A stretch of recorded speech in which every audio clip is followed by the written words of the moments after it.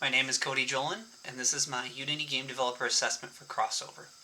The assessment tasked us with building 3 Jenga towers for different grades, with each block representing a different student skill. So here's my scene, with the controls displayed permanently on the top for the player to see. We can left mouse click and orbit around the current tower here. And as stated before, each of the blocks represents a different student skill. The stone blocks, or the gray ones, are the ones that the students are very confident in, they know it very well. Wooden or brown is ones that they're maybe medium level in understanding. And the glass or nearly transparent ones here are ones that they don't have any skill in or are very low in. And so the player can use the E and the Q keys to switch quickly between which tower is being focused on. And key here to the scene is they can right click on any block and see various statistics about that skill there in any of the towers from any angle. Now if they press spacebar, it was supposed to demonstrate the test my stack ability, and so that will remove all of the glass blocks and enable gravity in the scene because it is not enabled right now. So if I go ahead and do that, we can see that if those glass blocks are not there, demonstrating stacking skills learning in academics, you can see that later skills, which are dependent upon those skills learned earlier, they make the Jenga tower very unstable. And the player can press spacebar again and reset the whole scene and go back. So to look at the code architecture very quickly, we are generating these Jenga stacks at runtime. So we have various things here being set on the main camera where the script is attached in the scene, and a lot of them also being set in the script itself. Where you can see here where we set up prefabs for the blocks and other various statistics and rather fields there.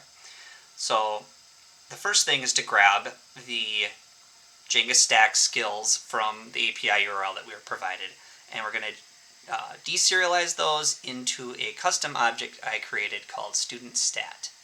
So if we go there quick, it's basically just an object meant to hold all of the statistics for a given skill there, as well as a custom equals method I created for detecting duplicates that we'll address here shortly.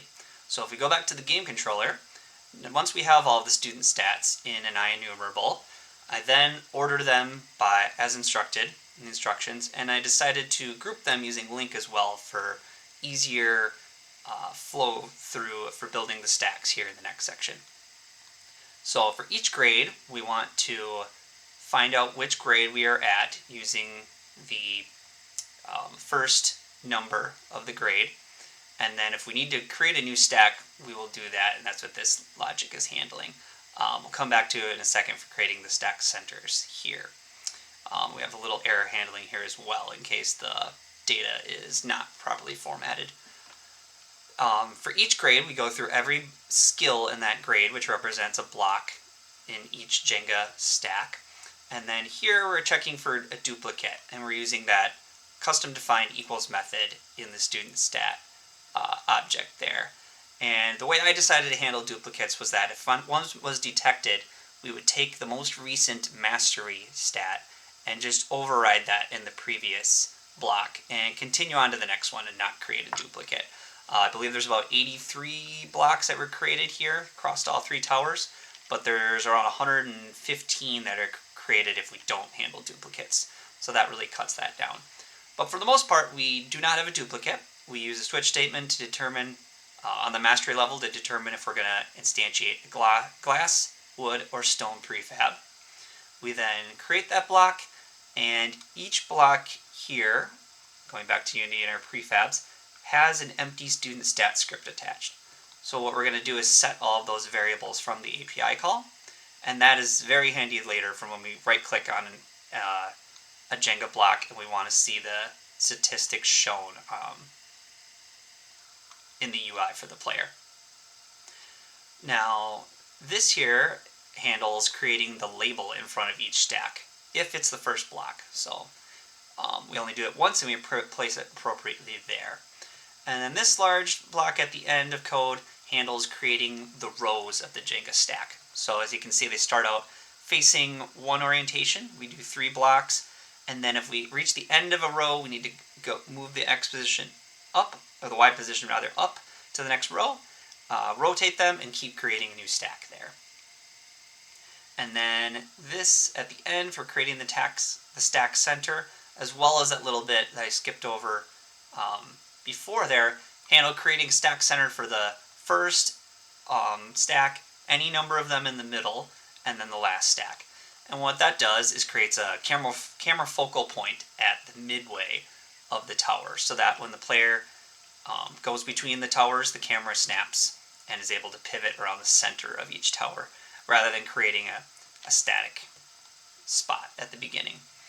The last script to look at quickly is the camera keyboard controller, and what that does is handles all of the player interaction.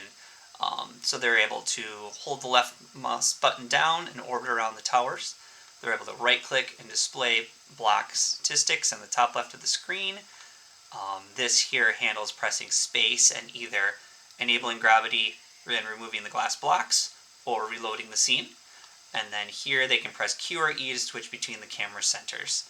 And then the rest is branching out the camera logic and reloading scene logic and such into separate methods to make it more flexible if there are code changes needed later on.